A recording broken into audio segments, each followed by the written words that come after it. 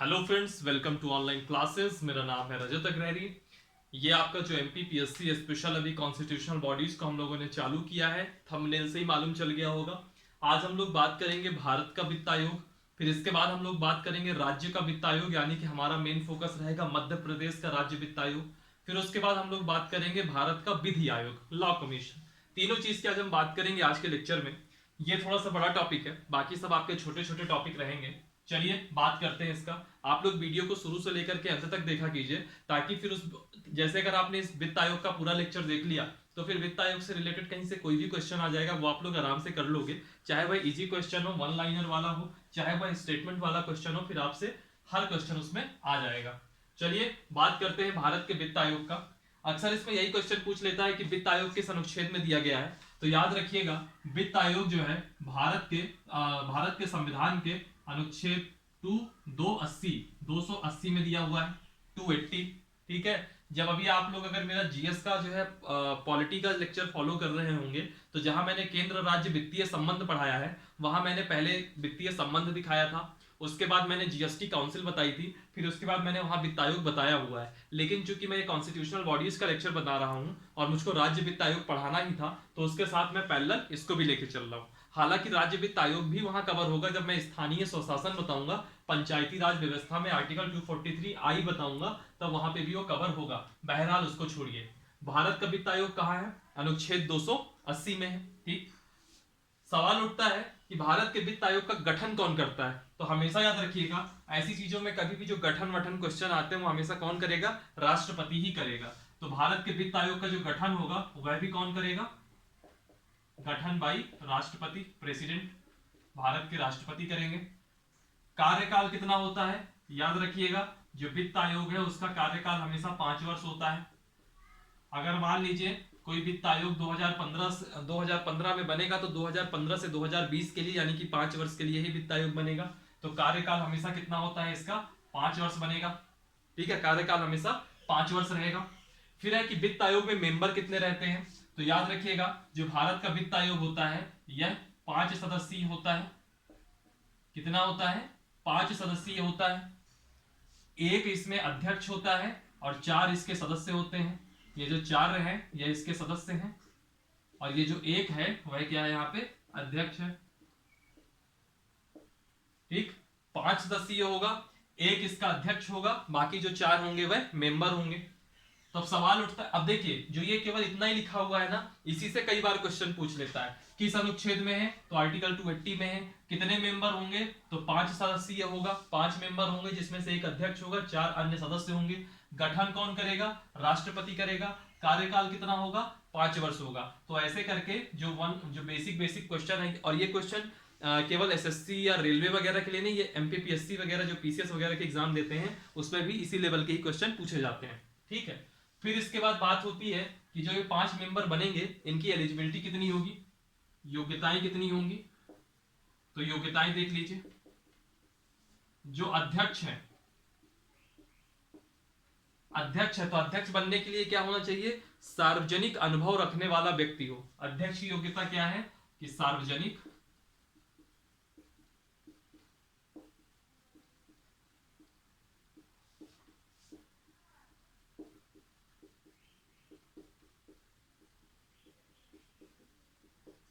सार्वजनिक अनुभव रखने वाला व्यक्ति हो। जिसको भी राष्ट्रपति को सही लगेगा कि यह सार्वजनिक अनुभव रखने वाला व्यक्ति है, उसको वह वित्त आयोग का अध्यक्ष बना सकते हैं। ठीक है। और अक्सर वित्त आयोग के अध्यक्ष के नाम पे क्वेश्चन भी आ जाता है। जैसे ही वित्त आयोग कंप्लीट करूंगा वैसे ही सबका नाम वगैरह भी आपको जो फैक्चुअल जानकारी है वह भी दे दूंगा। अब बात आती है कि 4 जो मेंबर हैं, तो जो पहला मेंबर हो, मेंबर 1, जो मेंबर 1 हो उसमें जो है क्या हो, उसकी क्या योग्यता होनी चाहिए? उच्च न्यायालय का न्यायाधीश बनने की योग्यता हो, हाई कोर्ट का जज बनने की योग्यता हो। ये मैं सभी की योग्यताएं बता रहा हूं कि अगर आप 5 सदस्यीय वित्त आयोग गठित कर रहे हैं, तो जो उसका अध्यक्ष हो उसके अंदर सार्वजनिक अनुभव रखने वाला व्यक्ति हो, जो अध्यक्ष हो। जो बाकी जो 4 मेंबर हैं उसमें से एक मेंबर के पास उच्च न्यायालय का न्यायाधीश बनने की योग्यता रखता हो, यानी कि हाई कोर्ट का जज बनने की योग्यता रखता हो। ठीक है। दूसरे के पास जो है, जो दूसरा व्यक्ति हो, दूसरा मेंबर हो, उसको वित्त और लेखाओं का विशेषज्ञ हो। जो दूसरा व्यक्ति हो वो वित्त और लेखाओं का विशेषज्ञ हो। ठीक, जो दूसरा व्यक्ति हो वह वित्त और लेखाओं का विशेषज्ञ हो। जो पहला व्यक्ति हो वो हाई कोर्ट का जज बनने की योग्यता रखता हो। और जो तीसरा व्यक्ति हो, जो तीसरा मेंबर हो, तीसरा मेंबर कौन हो, अर्थशास्त्र का विशेषज्ञ हो, इकोनॉमिक्स का।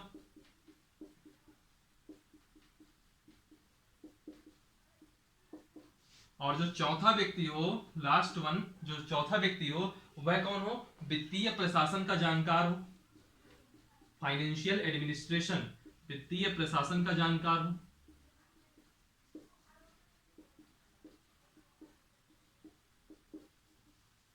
तो ये देखिए, ये भारत के वित्त आयोग से रिलेटेड कुछ चीजें हो गई। गठन राष्ट्रपति, कार्यकाल 5 वर्ष, 5 सदस्यीय होगा। आर्टिकल 280 में इसका प्रावधान है। 5 सदस्यीय में जो अध्यक्ष होगा उसको सार्वजनिक अनुभव रखता हो। जो पहला मेंबर हो वो हाई कोर्ट का जज बनने की योग्यता रखता हो। जो दूसरा मेंबर हो वह आपका वित्त और लेखाओं का विशेषज्ञ हो। जो तीसरा व्यक्ति हो वह अर्थशास्त्र का विशेषज्ञ हो। और जो चौथा हो वह वित्तीय प्रशासन का जानकार हो। तो ये 4 मेंबर की जो है योग्यताएं हो गई, और ये जो 5वां है ये अध्यक्ष की योग्यताएं हो गई। तो इसका आप लोग स्क्रीनशॉट ले लीजिएगा, इससे क्वेश्चन अक्सर आपके पूछेगा ही पूछेगा। ठीक, मैं इसको हटा रहा हूं।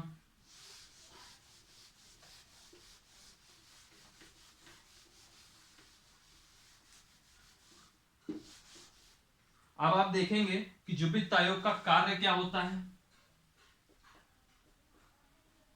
वित्त आयोग के कार्य क्या होते हैं, हालांकि ये मेंस के इंपॉर्टेंस ज्यादा रहेगा, लेकिन इसमें भी आपको पता होना चाहिए। जो वित्त आयोग का कार्य होता है कि जैसे जो कर का राजस्व है, जो टैक्स रेवेन्यू आता है केंद्र के पास, तो केंद्र से राज्य के पास कितना जाना चाहिए। ठीक है, यानी कि केंद्र तथा राज्यों के बीच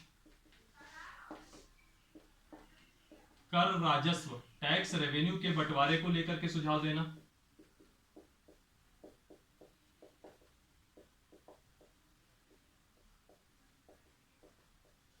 ठीक, कि कितना भी जो टैक्स रेवेन्यू है जो इस केंद्र के पास आया है, स्टेट को कितना देना चाहिए, इस बारे में सुझाव देना। दूसरा, केंद्र के द्वारा जो राज्यों को अनुदान दिया जाता है, यानी कि ग्रांट जिसको कहते हैं, केंद्र द्वारा राज्यों को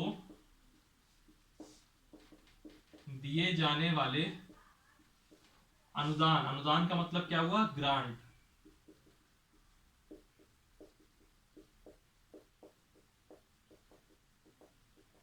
कितना देना चाहिए इस बारे में सलाह देना। तीसरा काम क्या होता है, राष्ट्रपति द्वारा सौंपे गए कोई अन्य कार्य करना।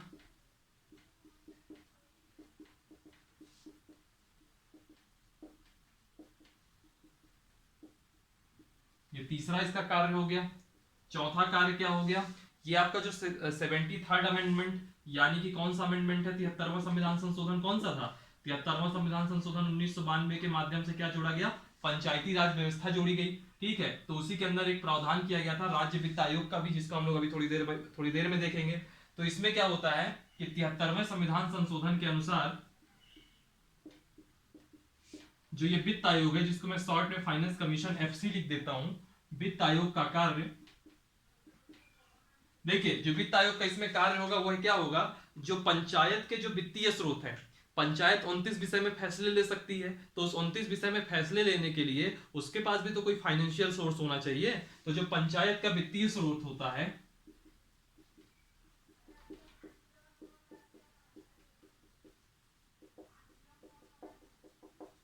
पंचायतों के जो वित्तीय स्रोत हैं उनको पूरा करने के लिए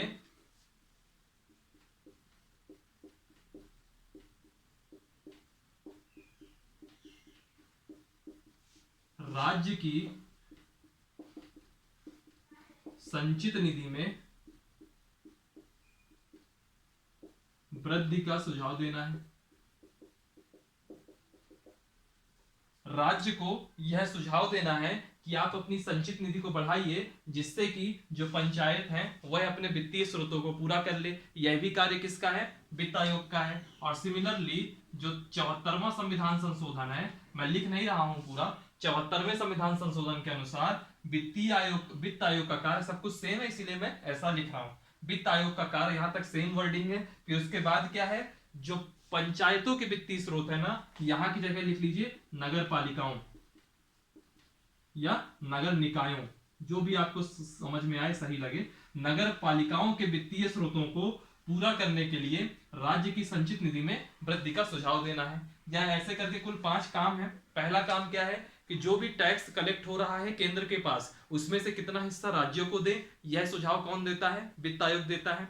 दूसरा क्या काम है इसका कि जो केंद्र है वह राज्यों को कितना ग्रांट देगी, कितना अनुदान देगी। अनुदान का मतलब क्या होता है? जो पैसा होता है वो दो तरीके से मिलता है, एक ऋण के रूप में मिलता है, एक अनुदान के रूप में मिलता है। ऋण का मतलब ये होता है कि जब हम आपको पैसा देंगे तो आप हमको मूलधन भी वापस करोगे, ब्याज भी वापस करोगे। और अनुदान में क्या होता है कि ना मूलधन की वापसी होगी, ना ही किसी प्रकार के ब्याज की वापसी होगी। कहने का मतलब, ग्रांट का मतलब क्या है? मम्मी पापा जो हमको पैसा देते हैं वो एक प्रकार से अनुदान देते हैं कि भैया 8,000 रुपए महीना तुमको हर महीना दिया जाएगा, जाके वहां पढ़ाई करो। तो जो 8,000 रुपए आपको हर महीने मिल रहा है, 5,000 किसी को हर महीने मिल रहा है, किसी को 10,000 मिल रहा है, वो एक प्रकार से ग्रांट है। आपको वो पैसा अपने घर में रिटर्न नहीं करना है। समझ रहे हैं बात को? तो ये अनुदान कहलाता है। राष्ट्रपति अगर कोई अन्य कार्य सौंपता है तो वित्त आयोग कोई अन्य कार्य भी करेगा। 73वें संविधान संशोधन के अनुसार वित्त आयोग का कार्य पंचायतों के वित्तीय स्रोत को पूरा करने के लिए राज्य की संचित निधि में वृद्धि का सुझाव देना है। और यही सेम कार्य 74वें संविधान संशोधन के अंतर्गत जो आपके नगर पालिका, नगर पंचायत, नगर परिषद जो भी होते हैं, नगर निकाय, उनके वित्तीय स्रोतों को पूरा करने के लिए राज्य की संचित निधि में वृद्धि का सुझाव देना है। तो ये 5 काम है वित्त आयोग के। यह आपका मेंस के लिए इंपॉर्टेंट रहेंगे, और इसके पहले जो आपने फैक्चुअल चीजें पढ़ी वो आपके प्रीलिम्स के लिए इंपॉर्टेंट रहेंगी।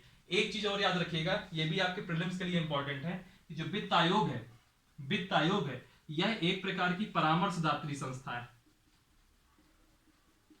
परामर्शदात्री कहिए या सलाहकारी संस्था कहिए। कहने का मतलब यह है कि जो वित्त आयोग जो भी अपनी अनुशंसाएं करेगी या जो सिफारिश करेगी या जो भी सलाह देगी, तो इसके जो सुझाव या सलाह है वो कभी भी बाध्यकारी नहीं होते। जो सुझाव या सलाह होगी वो बाध्यकारी नहीं होगी। अमूमन इसको मान लिया जाता है, लेकिन फिर भी संविधान ने जो व्यवस्था करी है वह इसको परामर्शदात्री संस्था के रूप में व्यवस्था करी है। यानी कि इसकी जो सलाह या सुझाव होंगे वह आपके कभी भी बाध्यकारी नहीं होंगे। यह एक प्रकार की एक परामर्शदात्री संस्था है, सलाहकारी संस्था है, ना कि बाध्यकारी संस्था। ठीक, मैंने अभी आपको थोड़ी देर पहले बताया कि जो वित्त आयोग होता है इसका गठन जो होता है वह 5 वर्ष के लिए होता है। तो अगर 5 वर्ष के लिए होता है तो अभी करंट में कौन सा वित्त आयोग चल रहा है, क्या सिस्टम है, यह भी देख लीजिए।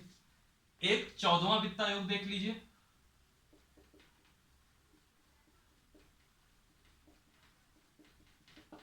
एक 15वां वित्त आयोग देख लीजिए,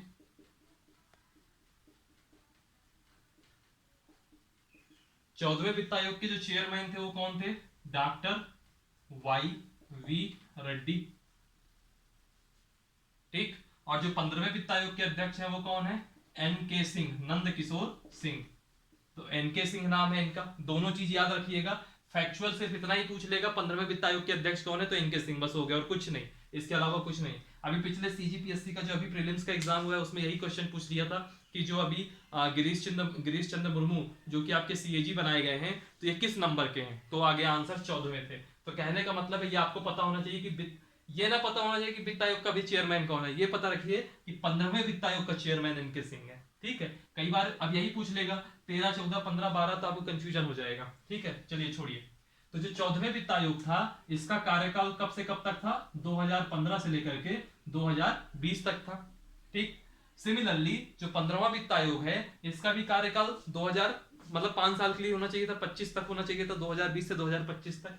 लेकिन कोरोना की वजह से, कोविड की वजह से इसका जो कार्यकाल है 1 वर्ष के लिए एक्सटेंड कर दिया गया। तो इनका एक कार्यकाल हो गया 2020 से 21 और एक कार्यकाल हो गया 2021 से 26। तो एक प्रकार से इनको कितने वर्ष का कार्यकाल मिल गया? 6 वर्ष का। लेकिन कभी भी क्वेश्चन में आ जाए कि वित्त आयोग का कितना कार्यकाल होगा, तो आप हमेशा कहोगे 5 वर्ष का होगा। और कभी क्वेश्चन में यह पूछ ले 15वें वित्त आयोग का कार्यकाल कितना है, तो 15वें वित्त आयोग का कार्यकाल एक प्रकार से 6 वर्ष हो गया, 1 वर्ष के लिए एक्सटेंड कर दिया गया था इस वजह से। ठीक, तो NK सिंह ने अभी 2021 और 26 के लिए कोई भी सिफारिशें नहीं करी हैं, सिर्फ 2020 और 21 यानी कि 1 वर्ष के लिए जो सिफारिश करी है वो लगभग 14वें वित्त आयोग के समान ही है, कोई अंतर नहीं है। सिर्फ एक पॉइंट में अंतर है, जो मैंने आपको वित्त आयोग का पहला कार्य बताया था कि वित्त आयोग केंद्र को यह सलाह देती है कि जो कर राजस्व है उसमें जब बंटवारा करो तो राज्य को कितना दो। तो 14वें वित्त आयोग ने कहा था कि जो राज्य को आप दोगे वो दोगे 42%। आप जो राज्य को दोगे वो दोगे आप 42%। तो जो 2020 और 21 एक साल के लिए जो इन्होंने जो है सलाह दी, उन्होंने 42% की जगह इन्होंने क्या कर दिया 41%। ये सिर्फ 41% दीजिए, 1% कम कर दीजिए। अब आप लोगों के मन में आ रहा होगा कि ऐसा 1% क्यों कम किया गया, तो उसके पीछे रीजन है। रीजन दिया गया जम्मू एंड कश्मीर का, कि अब जम्मू कश्मीर स्टेट नहीं बचा है, ठीक है। और जो पहले टैक्स रेवेन्यू जाया करता था, तो पहले अकेले जम्मू कश्मीर 0.85% के आसपास पैसा लेके जाया करता था टैक्स का हिस्सा। तो अब जम्मू कश्मीर जब अब केंद्र प्रशासित करेगा, राज्य वो बचा नहीं, जब वो एक फ्री स्टेट नहीं बचा है, पूर्ण राज्य नहीं है आज की डेट में, तो वैसी स्थिति में लगभग 0.85, इसको लगभग 1% मान लिया गया। तो 42% से घटा करके हिस्सेदारी राज्यों की 41% कर दी गई, क्योंकि जम्मू कश्मीर अब केंद्र के अंतर्गत आ गया, क्योंकि अब इसमें एडमिनिस्ट्रेशन केंद्र को चलाना है, तो राज्यों की हिस्सेदारी में 1% घटा दिया गया, तो सिर्फ 41% कर दिया गया है। बाकी इस एक वर्ष के लिए जो भी इन्होंने अनुशंसाएं करी हैं सब 14वें वित्त आयोग के समान है। अब आप लोगों की, कई लोगों की इच्छा ये हो रही होगी कि फिर 14वें वित्त आयोग की क्या सिफारिशें थी उनको बता दिया जाए, तो उसके लिए मैं बहुत क्षमा प्रार्थी हूँ, वह आपकी इकोनॉमिक्स की क्लास में होगा, यहाँ नहीं।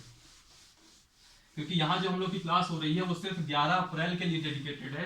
अगर मैं इस तरह हर एक चीज में इतना डीप में जाने लगूंगा तो अब 11 अप्रैल छोड़िए, सिलेबस आपका 11 अप्रैल को ही पूरा होगा, लेकिन फिर जो सन है वो 2021 की जगह 2022 हो जाएगा, ठीक है। तो भारत के वित्त आयोग में जितना मैंने आपको पढ़ाया, इसके बाहर कहीं एक क्वेश्चन नहीं आने वाला है। अब इसके बाद हम बात करते हैं मध्य प्रदेश का राज्य वित्त आयोग।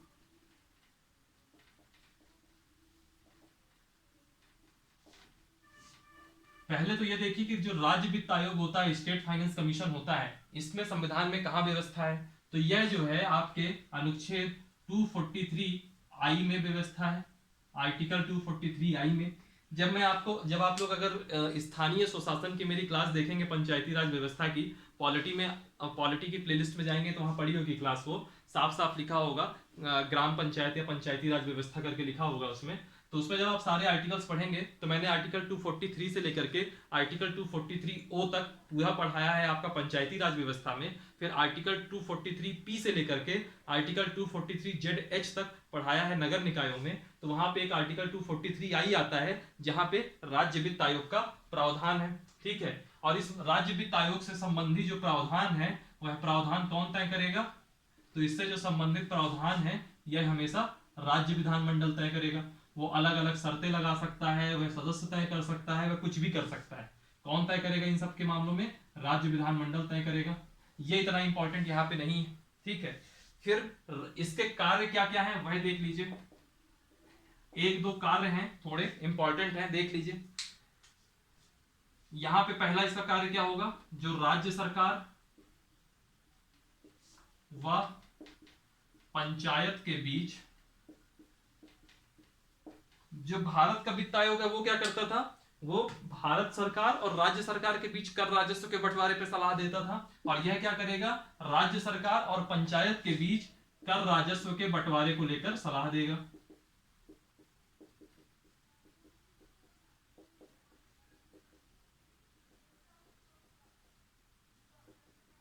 एक काम तो हो गया राज्य वित्त आयोग का ये। दूसरा काम देखिएगा, राज्य सरकार पंचायतों को कितना अनुदान दे। राज्य सरकार द्वारा पंचायतों को अनुदान दिए जाने पर सलाह देगा।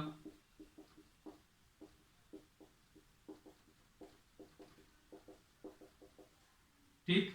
तीसरा काम सिमिलरली वही काम है, जैसे वहां पे था वैसे यहां पे भी काम है। तीसरा काम क्या है, वहां तीसरा काम क्या था, राष्ट्रपति द्वारा सौंपे गए अन्य कार्य। तो यहां पे क्या काम हो जाएगा, राज्यपाल द्वारा सौंपे गए अन्य कार्य, खत्म।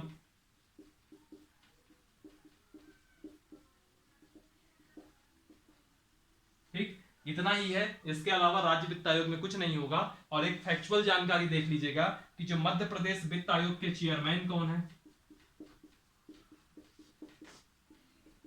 एमपी वित्त आयोग चेयरमैन कौन है, तो ये नाम याद रखिएगा। एमपी के जो वित्त आयोग के चेयरमैन हैं उनका नाम है हिम्मत कोठारी। क्या नाम है उनका? हिम्मत कोठारी।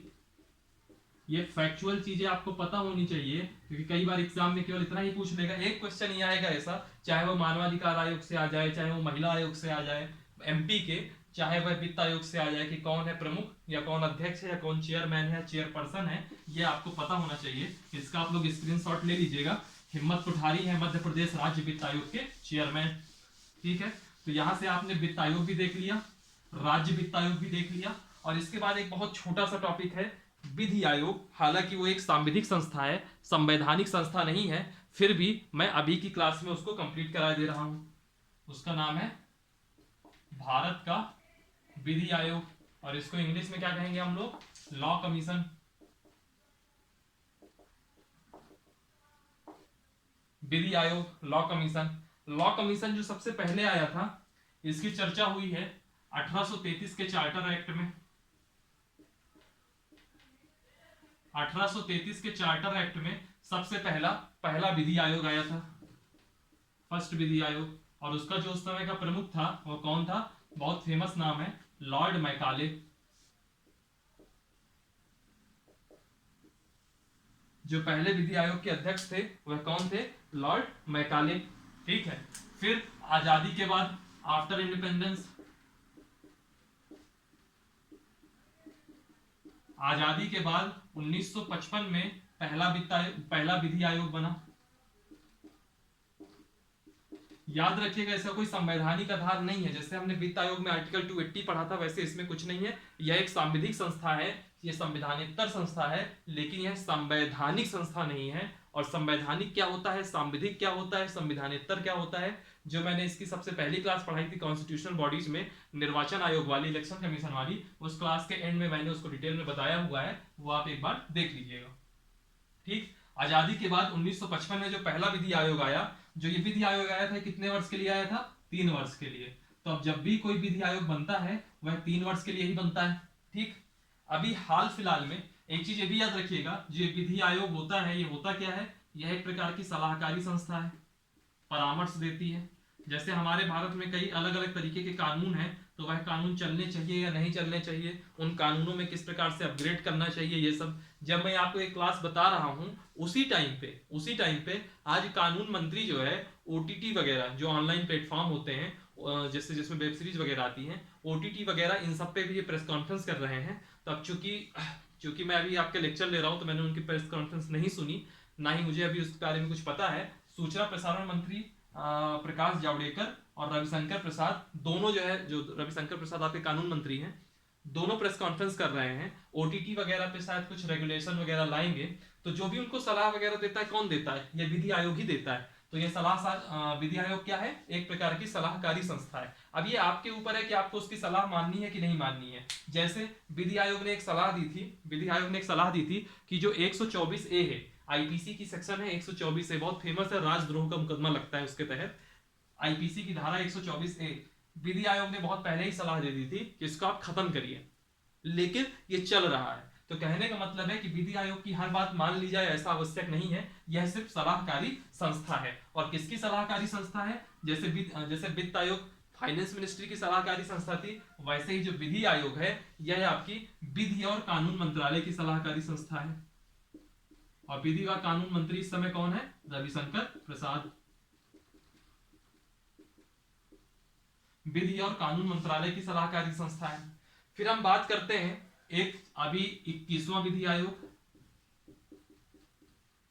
जिसका कार्यकाल अभी पिछले साल खत्म हुआ 2020 में, 2017 से 2020 तक के लिए गठित हुई थी 21वां जो है आपका विधि आयोग।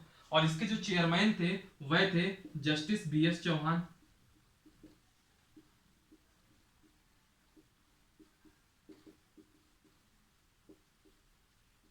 Justice BS Chauhan. और जो 22वां विधि आयोग है, जो अब चलेगा, 22वां विधि आयोग है, इसको कैबिनेट की मंजूरी मिल गई है, यानी कि कैबिनेट ने तय कर दिया है कि अब 22वां विधि आयोग बनेगा, लेकिन अभी तक इसकी चेयरमैन की नियुक्ति नहीं हुई है। जिस दिन मैं आपको ये वीडियो रिकॉर्ड कर रहा हूं, उस दिन तक चेयरमैन की नियुक्ति नहीं हुई है। ठीक, तो जिस दिन इसका चेयरमैन की नियुक्ति हो जाएगी तो यही टॉपिक बन जाएगा कि प्रेजेंट टाइम में विधि आयोग के अध्यक्ष कौन है। फिलहाल 21वें विधि आयोग का अगर अध्यक्ष पूछ लिया जाए तो जस्टिस BS चौहान है, और 22वें का अगर नियुक्ति हो जाएगी तो मैं किसी भी दिन आपको इसके कमेंट बॉक्स में जाकर के आपको बता दूंगा। अदरवाइज फिलहाल तक में तो नहीं हुई है और अभी जल्दी होनी भी नहीं है, और मे भी आपके एग्जाम तक में ना हो, और अगर उसके पहले हो जाएगा तो आपको जानकारी दे दी जाएगी। ठीक है, ये था विधि आयोग से रिलेटेड, बहुत छोटा टॉपिक है लेकिन मैंने साथ में इसको करा लिया। इससे ज्यादा क्वेश्चन बनते नहीं है, वैसे ज्यादा से ज्यादा बनेगा कि पहले विधि आयोग का अध्यक्ष कौन है, कार्यकाल कितना होता है, तो जनरली 3 वर्ष का होता है। आजादी के बाद सबसे पहले कब बना, तो 1955 में बना। अभी कौन सा विधि आयोग चल रहा है, तो अभी आज की डेट पे हम कहेंगे 22वां विधि आयोग चल रहा है, क्योंकि 21वें विधि आयोग का कार्यकाल समाप्त हो गया है। लाइट भी चली गई है और आपकी क्लास भी कंप्लीट हो गई है। ठीक है, वीडियो को लाइक कीजिए, कमेंट कीजिए और चैनल को शेयर कीजिए, सब्सक्राइब कीजिए। डिस्क्रिप्शन बॉक्स में टेलीग्राम की लिंक होगी, उसको जरूर ज्वाइन कीजिए। और आज की क्लास के लिए इतना ही रखते हैं। Thank you for watching, thank you so much. और सही टाइम पे लाइट गई है। Thank you.